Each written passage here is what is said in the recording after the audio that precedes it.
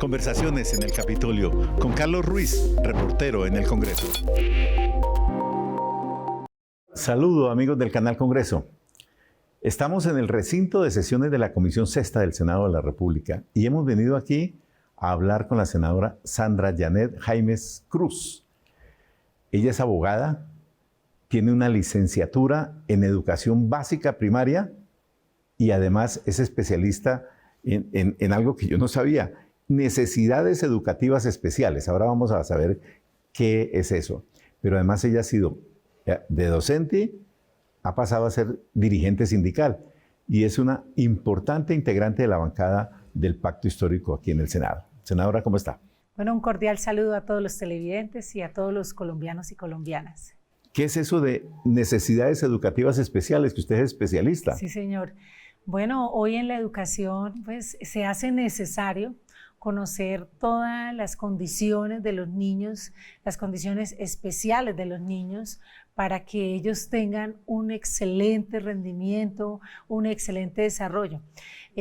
Hoy las estadísticas muestran que la gran mayoría de los niños presentan necesidades educativas y esto tiene que ver, puede ser con un factor emocional, pero también tiene que ver con situaciones neurológicas, situaciones que con los niños ya vienen de nacimiento con algún problema de aprendizaje. De acuerdo. Entonces, es un área que hoy de hecho está en todas las ramas de la licenciatura, que se hace necesario que los maestros puedan ver y conocer dentro del aula de clase con qué problemas de aprendizaje se pueden encontrar los niños para poderlos ayudar a que su desarrollo sea óptimo. Qué bueno. Sí, esa es una práctica moderna porque yo recuerdo que en mis épocas nos metían a todos por igual y los que éramos un poquito quedados teníamos que marchar a la brava.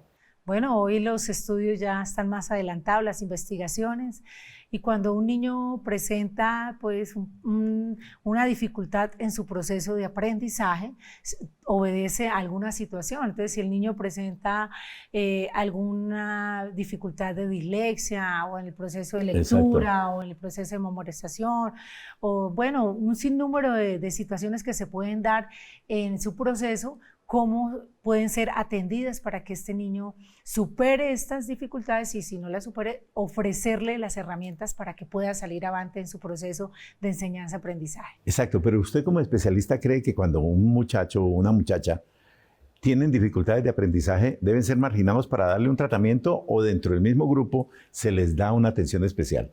Claro que nunca un niño debe ser excluido dentro del sistema educativo, de ninguna manera. Hoy hablamos de inclusión. Es que los niños, todos los niños, tengan la posibilidad de estar en el sistema educativo público y cualquier dificultad que tengan de aprendizaje pueda ser atendida por un maestro de apoyo, por un especialista y por su maestro también. Los adultos fuimos mal formados cuando niños. Esa educación primaria ha faltado mucho en Colombia.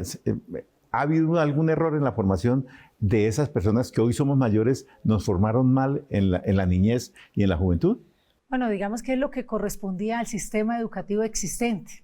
De hecho, se han hecho reformas educativas, se han revisado los planes de estudio, se ha evolucionado en eso, pero considero como maestra y hoy como senadora que aún falta. El sistema educativo en Colombia todavía debe ser revisado y actualizado, aunque ha habido grandes avances y hoy se trabaja con el gobierno del cambio para que la educación pública cambie, para que el maestro también sea dignificado en su profesión y hayan unos cambios sustanciales en estos procesos de enseñanza. Considero que todavía Colombia tiene que avanzar y se requiere de una revisión del todo el sistema educativo de la básica primaria. Es necesario hacerlo y de la media también y bueno, avanzar en esta reforma a la educación, pero también en modernizar todas las prácticas pedagógicas. ¿Y para esto qué se requiere? Pues recursos. Como senadora maestra logré que en el Sistema General de Participaciones se incluyera a esta reforma, para que haya más recursos, claro, haya una reforma del artículo 356 y 357 de la Constitución, porque en el entendido de que a la educación lo que se hizo en gobiernos pasados fue arrebatarle los recursos, más de 200 billones de pesos que hoy se requieren, porque hay que modernizar las instituciones, hay que a los maestros capacitarlos más, darles herramientas proporcionales, porque los maestros hoy, si quieren actualizarse, tienen que pagar de su propio pecunio para realmente poder avanzar en pedagogía. Y esto se requiere. Entonces, estamos buscando que realmente en este gobierno se incrementen los recursos para la canasta educativa y los niños puedan tener otras posibilidades más avanzadas en la educación. ¿Y cómo es que una mujer educadora llega a la política, a un cargo como senadora integrante de un partido de izquierda como el que apoya al presidente Petro? Bueno, aquí hay que señalar que de los más de 300 maestros que hay en Colombia, todos los maestros son innatamente son líderes en cada una de sus instituciones educativas, sus comunidades educativas, y en ese sentido yo como maestra, pues nosotros nos convertimos en líderes defensores de los derechos de los niños, en buscar soluciones a las problemáticas que hay en las comunidades educativas, pero yo me inicié en el ejercicio sindical siendo representante y líder de los maestros, llegué a ser presidenta del Sindicato de Educadores de Santander, que agremia a más de 12.000 educadores, sí. Y esto posibilita estar uno en ese espacio político porque todos los cambios o la reivindicación de derechos o buscar mejores condiciones para los niños, para los jóvenes, para los maestros, para la educación, eso lo hace ser uno político en sus posturas, y aquí estoy, y eso me ha permitido pues llegar al Senado después de este ejercicio, de este liderazgo que he llevado a lo largo de mi vida. Dice usted que son más de 300.000 los educadores del país. ¿Sí? ¿Y usted cree que ellos se sienten representados con Sandra Janet Jaimes? Bueno, considero que sí. De hecho, pues hemos presentado proyectos de ley que benefician a la educación, pensando en la dignificación docente, pensando en que realmente por fin haya un cambio educativo, que haya una revolución educativa donde, tú sabes, la educación es un eje re importantísimo en la sociedad y Colombia ha tenido fallas y necesitamos que hoy la educación esté en la agenda de este gobierno y sea uno de los ejes más importantes de este gobierno, pero para eso se requieren recursos. Y claro, los maestros en su gran mayoría se sienten orgullosos de que haya una maestra hoy en el Senado representándolos y revisando en esa agenda legislativa qué podemos construir para la educación. Senadora, pensando en esos muchachos que se están formando hoy, muchachos y muchachas, ¿qué cátedra le agregaría usted al pensum para proyectarlos hacia el futuro? Pues tanto como crear más cátedras, porque hoy hay una tendencia a que se considera, de hecho acá en esta comisión sexta, que creer que hay que crear nuevas cátedras para que pueda haber una muy buena educación. No. Nosotros tenemos una ley general de educación y tenemos, por supuesto, los fines de la educación están dados. ¿Qué necesitamos? Necesitamos son las herramientas en las instituciones educativas para que realmente este proceso de enseñanza-aprendizaje se pueda dar en óptimas condiciones. Los maestros hacen muy bien su ejercicio pedagógico, lo hacen extraordinariamente. El niño, todos los niños y los jóvenes son vistos integralmente porque al niño hay que desarrollarle pues todas sus potencialidades.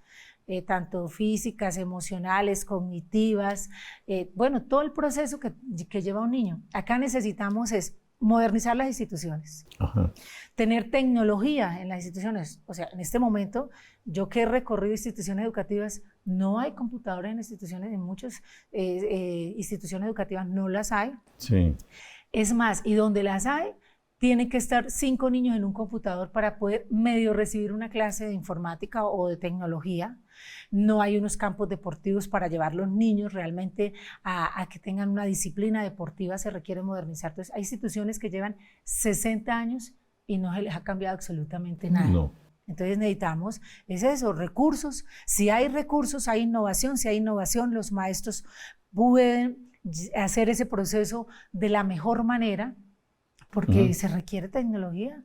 O sea, los maestros no pueden seguir enseñando. Hay maestros que todavía tienen tableros de tiza, que eso ya está mandado a recoger. Hoy hay tableros tecnológicos, dinámicos, que se requieren, porque esto ha avanzado, esto ha cambiado. ¿sí? Y cualificar a los maestros. Los maestros, el gobierno debe invertir y dignificar la profesión docente, pero también mejorar los salarios y las condiciones laborales del magisterio colombiano. Hay una gran reforma en marcha en el Congreso de la República para el sector educativo. ¿Usted la conoce? ¿Eso es bueno lo que está planteando el gobierno? Lo de la ley estatutaria. La ley estatutaria. Bueno, la ley estatutaria va avanzando, pero digamos, en el equipo, con mi equipo de trabajo donde hemos analizado, hay que fortalecerla. No, todavía no está lista para estar aprobada. Consideramos que le falta todavía un sustento más fuerte. Y yo creo que no se trata de construir más leyes y más leyes. Es realmente, por eso digo, la educación ya tiene sus normas y sus leyes. Aquí necesitamos plata, dinero. La educación necesita recursos y para realmente poder prestar un servicio idóneo como los niños se lo merecen. Tú comparas un colegio privado con un colegio público y nos llevan años luz. Sí, claro. Y entonces, a veces cuando comparan la educación pública con la educación privada y dicen que la educación privada es mejor que la educación pública, bueno, no, aquí no se puede decir. La educación pública es extraordinariamente excelente. Excelente, es que... Y tenemos las universidades, las mejores universidades son las públicas. Sí, de acuerdo. ¿Qué se necesita? Necesitamos lo que siempre, inclusive FECODE, los maestros, que Gremio de los Maestros ha solicitado, es una mirada diferente y que la educación pueda evolucionar y que pueda tener todo lo que se requiere para que un niño esté muy, pero muy bien formado. Sí, el problema, como usted lo dice, parte de la ausencia de plata, de recursos. Pero hay muchos que tienen temores de girar mucha plata al sector educativo, que ya de hecho en el presupuesto del gobierno del presidente Petro tiene un peso importante en el presupuesto general de la nación. Se incrementó. Pero les da temor que de pronto esa plata sea malgastada o sea utilizada para fines indebidos de los corruptos. Pero hay otro problema también, es que aumentar el número de educadores, dicen algunos, sobre todo los de derecha, es fomentar un sindicato de educadores que por lo general tira hacia la izquierda. ¿Qué le responde usted a esas dos inquietudes? Para el proceso pedagógico se requieren tener, hay unos requisitos específicos, digámoslo así, o se requiere tener unas condiciones. ¿Sí? Un maestro con 50 niños, no se está afectando el maestro, porque los maestros en Colombia son muy capaces y lo han hecho. Pero si yo tengo 50 niños, no es lo mismo que tener 25 niños. De acuerdo. Porque si tengo 25 niños como maestra, puedo atenderlo a cada uno de una manera casi personalizada y poder detenerme a ayudarlos en todas las dificultades pedagógicas que ellos tengan. Pero si yo tengo 50 niños y tengo unas exigencias hechas por el mismo Ministerio de Educación, que tienen ellos que avanzar, tienen que aprender, yo no los puedo atender a ellos como persona. Y la gente tiene que entender que la educación es un proceso netamente humanístico. No es lo mismo una secretaria con un computador que es yo estar formando a los ciudadanos de este país. Claro. Entonces, ¿sí se requieren más maestros? Claro que sí. ¿Para qué? Porque eso tiene que ver, si quieren de verdad calidad, ¿a usted le gustaría tener a sus hijos que tuvieran una educación personalizada? Claro. A mí como mamá me encanta que me atienda a mi hijo y le diga, mire, esta es la dificultad, vamos a desarrollarla así, vamos a ponerle a este niño este plan de trabajo para que él avance en una dificultad que tiene, bueno, que de verdad a él lo vean como un ser humano en todas sus dimensiones y poderlo ayudar a desarrollarse. Entonces, primero, hay maestros, hay aulas de clase con 50 estudiantes, eso no es pedagógico. Por otra parte, se requieren maestros, por ejemplo, en los gobiernos pasados teníamos una figura de maestro que es el maestro psicoorientador. El maestro psicoorientador es un maestro de apoyo que ayuda a todas esas problemáticas que se pueden presentar en una institución educativa, porque todos los niños llegan con sus falencias, ¿cierto? Los niños tienen sus problemas internos y externos, los problemas que vienen de casa y los problemas que se pueden dar en el ámbito escolar. Y se requiere que sea atendido ese problema, pero que el niño realmente pueda resolver esa situación. Por ejemplo, un niño agresivo, un niño que llega a pegarle a todos los niños, tiene que ser atendido por el psicoorientador. ¿Y qué hizo los gobiernos pasados? Acabaron con los psicoorientadores. No puede ser. Entonces, un psicoorientador para atender 1.600 niños, cada niño tiene sus características, pues esto es imposible y esto tiene que ver con la calidad. Si el niño está muy bien atendido, si el niño presenta una problemática, sea de aprendizaje, sea familiar, sea emocional, sea física, sea psicológica, y realmente ese ser humano recibe una atención, pues eso va a redundar en la calidad de la educación. Y para eso que requieren recursos. Que si se forma un sindicato o no se forma, pues aquí hay un derecho constitucional que es el derecho a la agremiación. Y si se quieren organizar los maestros y se quieren afiliar a la Federación Colombiana de Educadores, tienen todo el derecho de hacerlo y eso no tiene que ver una cosa con la otra. O sea, una cosa es que tú te quieras afiliar a un sindicato y otra cosa es que el proceso de enseñanza-aprendizaje, que la educación se dé con todas las garantías para que pueda ser realmente de calidad.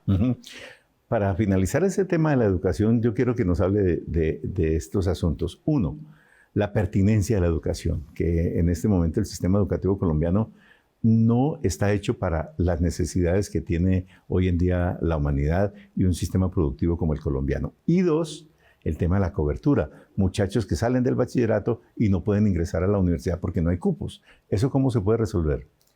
Bueno, empecemos por la posibilidad del ingreso a la universidad, la universalización de la educación. Siempre ha sido una lucha y es una lucha de los educadores, que sus estudiantes todos tengan garantizada su educación, desde el preescolar hasta la universidad, pero que además los niños ingresen desde los 3 años al sistema educativo, porque en la ley general está que los niños ingresen, pero en la realidad no está. Ahí es donde vuelvo y reitero que se requieren recursos. Para que los niños de 3 años puedan ingresar al sistema educativo, se requiere, por supuesto, adaptar la infraestructura para niños de 3 años, porque los niños de 3 años requieren unas baterías de baños diferentes, unos comedores diferentes, un mobiliario diferente, unos espacios físicos diferentes, y para eso se requiere inversión. Esa es una lucha, que los niños ingresen desde los 3 años, pero también porque es necesario que los niños ingresen desde los 3 años al sistema educativo público, porque eso los estudios lo han dicho y como maestra lo sé, que los niños desarrollan todas sus potencialidades entre los 3 años y los 5 años, donde el niño desarrolla todas sus habilidades cognitivas. Por eso es necesario que ingrese. ¿Y qué queremos? Este gobierno, una de sus políticas es que la universidad pública se abra para todos los jóvenes que tengan el deseo de hacerse profesionales, que esperamos que sean todos. Ahora, que un muchacho ingrese a la universidad pública y que sea el mismo sistema, si él no rinde eso, pues será el mismo sistema el que lo saca, pero que todos los jóvenes, siendo maestra, a uno le dolía mucho que se graduaran 300 bachilleres y que ingresaran 5 a la universidad, pues es muy triste, y todavía uno ver pues muchachos que no logran realmente estabilizarse en la vida porque no tienen un título. Esto dignifica la vida del ser humano, la educación, tú sabes que dignifica la vida y eso es lo que queremos. Este gobierno quiere que todo el mundo dignifique su vida y muestra de eso, pues abrieron 5.000 cupos en las universidades para que ingresen estudiantes. En esto se viene avanzando, pero también se ha ya puesto primeras piedras en muchos departamentos para construir las universidades que se requieran y aperturar estos cupos. Entonces, bueno, ahí se va avanzando y consideramos que en educación hemos tenido pues ya avances muy significativos. Hablemos de política, senadora. Usted como integrante del pacto histórico, la bancada mayoritaria, relativamente mayoritaria, es la mayor mayoría, ¿cómo se dice? La mayor minoría que hay dentro del Senado de la República. Sí, es una bancada, digamos, mayoritaria, pero porque tiene más parlamentarios, 20 parlamentarios, sí, pero no es la mayoritaria. Exacto, no puedo no son las mayorías. La mayoría absoluta. ¿Cree que el gobierno del presidente Gustavo Petro ha fallado hasta el punto de que ha perdido la gobernabilidad del presidente Petro?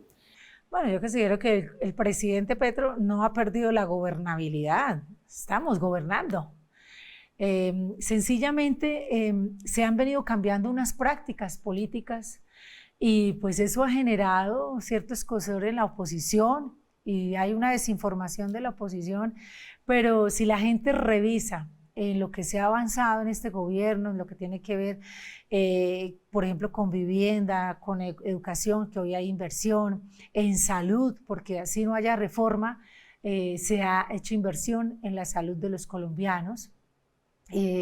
Considero que, bueno, se va avanzando y que este gobierno ha sido muy democrático y ha, digamos, permitido las expresiones de la oposición, que falta, claro, avanzar, sí, falta avanzar más, pero también ha sido por la misma dinámica política que se ha dado, digamos, en el legislativo, pero aquí vamos, y la gente votó por un programa de gobierno y esperamos pues poderlo cumplir, y considero que no menos de 6 meses los resultados van a ser magníficos con este gobierno. Si llegara el presidente Petro a presentar la ley convocatoria de la Asamblea Nacional Constituyente, ¿usted la apoyaría?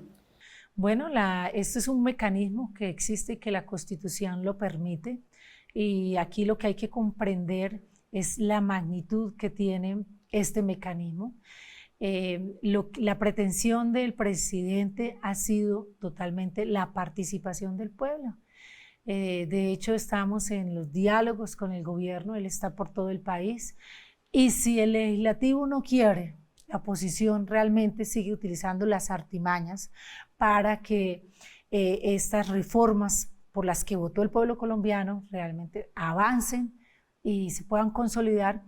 Pues la ley le ofrece al presidente este mecanismo del cual va a hacer uso, pero que la gente tiene que entender que entonces se va a gobernar con el pueblo. Si no se pudo en el legislativo, vamos a escuchar al pueblo, a oír todas las necesidades que tienen los sectores, los diferentes sectores, pero también los diferentes departamentos, y con ellos pues gobernar y sacar avante por este mecanismo pues todo el plan de gobierno que se comprometió, con el plan que se le ofreció a este país, por el que votamos, por el que tenemos la esperanza, y bueno, ahí está puesto y lo apoyaremos totalmente.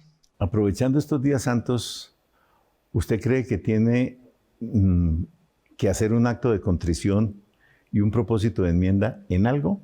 Claro, todo el tiempo, los seres humanos, bueno, por lo menos en mi caso, yo soy una mujer católica, creyente, y obviamente no perfecta, y todo el tiempo, bueno, algunas veces si uno tiene algunas irreverencias, tiene que hacer esos actos de contrición, pero en el caso de como senadora, pienso que el legislativo tiene que hacer un acto de contrición con el pueblo colombiano, el no dejar hoy avanzar las reformas. Realmente cuando no pienso en el otro, porque yo estoy cómoda, cuando yo realmente no quiero el bien para el otro, creo que hay que hacer un acto de contrición. Y la invitación a la oposición, que haga el acto de contrición, y que aquí estamos realmente protegiendo a los más desfavorecidos, a los que nunca han tenido una oportunidad, a los que hoy están desempleados, a los que hoy no tienen una pensión, a los que hoy no están asegurados en su salud, no tienen una prestación de servicio médico. Entonces, pensar en el otro es un acto de contrición muy importante. Senadora, muchísimas gracias por atender esta invitación del Canal Congreso. Muchas gracias. La senadora Sandra Janet Jaimes Cruz ha estado aquí con nosotros en estas conversaciones en el Capitolio. Les agradecemos la sintonía. Continúen ustedes viendo Canal Congreso. Conversaciones en el Capitolio con Carlos Ruiz, reportero en el Congreso.